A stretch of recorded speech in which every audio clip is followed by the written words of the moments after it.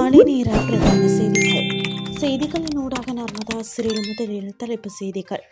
ஜாலில் பேருந்தை செலுத்தியவாறு உயிரிழந்த சாரதி.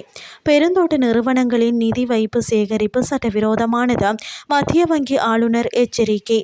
ஈரான் மீதான தாக்குதலுக்கு பிரித்தானிய இராணுவ தளங்களை பயன்படுத்த அமெரிக்காவுக்கு அனுமதி. இனி விரிவான செய்திகள்.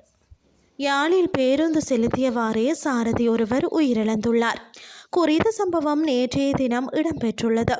இதன்போது புங்குடுதீவு 10ஆம் வட்டாரத்தை சேர்ந்த முருகேசு ராமேஷ் என்பவரை இவ்வாறு உயிரிழந்துள்ளார். இது குறித்து மேலும் தெரிய வருகையில், நேற்றைய தினம் குறித்த தனியார் பேருந்து புங்குடுதீவில் இருந்து யாழ்ப்பாணம் நோக்கி பயணித்தது.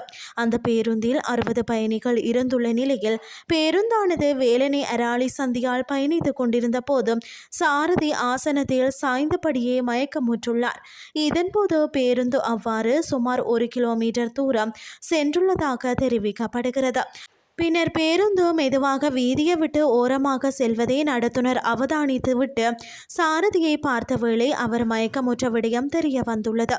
இந்த நிலையில் சாதுரியமாக செயற்பட்ட நடத்துனர் பேருந்தை நிறுத்திவிட்டு சாரதியை வைத்தியசாலைக்கு கொண்டு சென்ற வேளை அவர் ஏற்கனவே உயிரிழந்து விட்டதாக வைத்தியர்கள் தெரிவித்தனர். அவரது சடலம் மீதான மரண விசாரணைகளை திடீர் மரண விசாரணை அதிகாரி நமச்சிவாயம் பிரேம்குமார் மேற்கொண்டார். மார்படைப்பு காரணமாக மரணம் சம்பவித்துள்ளதாக உடற்கூற்று பரிசோதனைகளில் தெரிய வந்துள்ளமை குறிப்பிடத்தக்கது. நுகர்வோரிடமிருந்து வைப்புகளை பெற்றுக்கொண்டு லாபம் வழங்கும் எந்த ஒரு பெருந்தோட்ட நிறுவனத்தையும் அங்கீகரிப்பதற்கோ அல்லது அனுமதிப்பதற்கோ இலங்கை மத்திய வங்கியிடம் எத்தகைய பொறிமுறையும் கிடையாது என மத்திய வங்கி ஆளுநர் நந்தலால் வீரசிங்க தெரிவித்துள்ளார். இவ்வாறான முறையில் வைப்புகளை சேகரிக்கும் நடவடிக்கைகளுக்கு மத்திய வங்கியின் அனுமதி வழங்கவில்லை என்றும் அவர் சுட்டிக்காட்டினார்.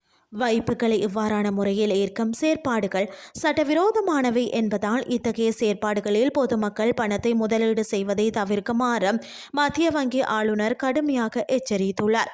ஏற்கனவே இவ்வாறான திட்டங்களில் எவரேனும் பணம் முதலீடு செய்திருந்தால் உடனடியாக அந்த பணத்தை மீள பெற்றுக்கொள்ள நடவடிக்கை எடுக்குமாறும், அவ்வாறு மீள பெற்றுக்கொள்ள முடியாத பட்சத்தில் காவல்துறையிலேயோ அல்லது மத்திய வங்கியிலேயோ முறைப்பாடு செய்யுமாறும் அவர் அறிவுறுத்தியுள்ளார். குறித்த நிறுவனங்கள் சட்டப்பூர்வமாக இயங்குவதற்கு விரும்பினால் நிதி நிறுவனமாக பதிவு செய்வதே ஒரே வழியாகும் என்றும், அவ்வாறு செய்யாமல் வைப்புகளை ஏற்பது இலங்கையின் முழுமையாக சட்டவிரோதமானது என்றும் மத்திய வங்கி ஆளுநர் மேலும் வலியுறுத்தினார். இனி வெளிநாட்டு செய்திகள். ஈரானுக்கு எதிரான தாக்குதலுக்காக அமெரிக்கா பிரித்தானிய இராணுவ தளங்களை பயன்படுத்திக் கொள்ள அனுமதி வழங்கப்பட்டுள்ளதாக தகவல் தெரிவிக்கின்றன.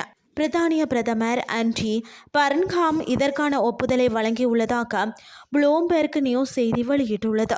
மத்திய கிழக்கில் அதிகரித்து வரும் பதற்ற நிலைக்கு மத்தியில் அமெரிக்க படைகள் பிரித்தானிய இராணுவ கட்டமைப்புகளை பயன்படுத்தி நடவடிக்கைகளை முன்னெடுக்க இந்த அனுமதி வழங்கப்பட்டுள்ளதாக இந்த அறிக்கையில் குறிப்பிடப்பட்டுள்ளது. இத்துடன் செய்திகள் யாவும் நிறைவடைகின்றது. அடுத்த இரவு 8:30 எதிர்பாருங்கள். நன்றி.